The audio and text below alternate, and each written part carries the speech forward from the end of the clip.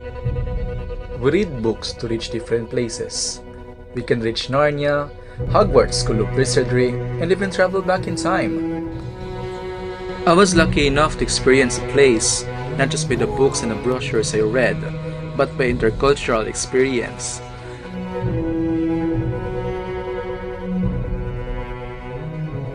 I have been a part of a program called Babad.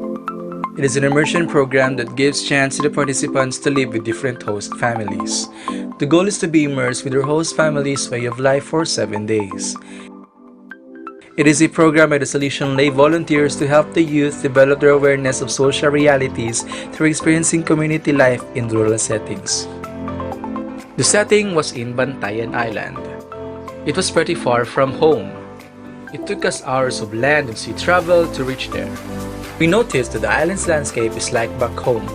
There are still grasslands, mountains, and even piers. But what made it amazingly different is how people's way of life has affected their utilization of local resources.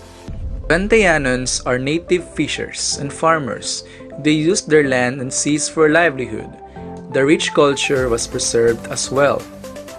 In my stay, I noticed our differences in language.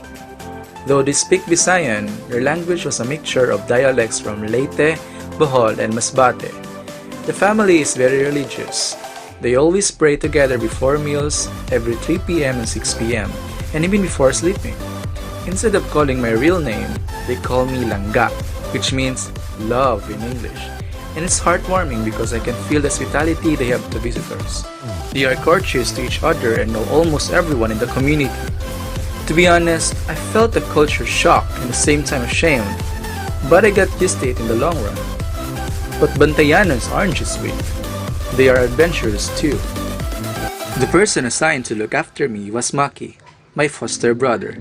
He is almost my height, brown-skinned and medium-built. He brought us to different places in Bantayan, the beaches, the churches, the bamboo maze. Maki taught me how to swim and harvest sea clams. I never expected how sea clams could be so sweet when you harvested them yourselves. Maki truly resembled a true Bantayanon. But the inevitable last day of our immersion came. It was sad. Even though they gave me dried shrimps, scallops, and other seafoods as bring-home items, it was hard to say goodbye to them, my foster parents. Maki treated me like his brother. Mom Eileen and Dad Dorteo treated me like their son. Their kindness, warm welcome, and the culture we shared will be the things I'll miss when I reach home. I realized that Bantayan was not just about the place, it is about the people. There is just something more to the people than the place to live in, and that is something I will bring with me when I travel to other places. I will bring myself closer to the people than the place I indulge in.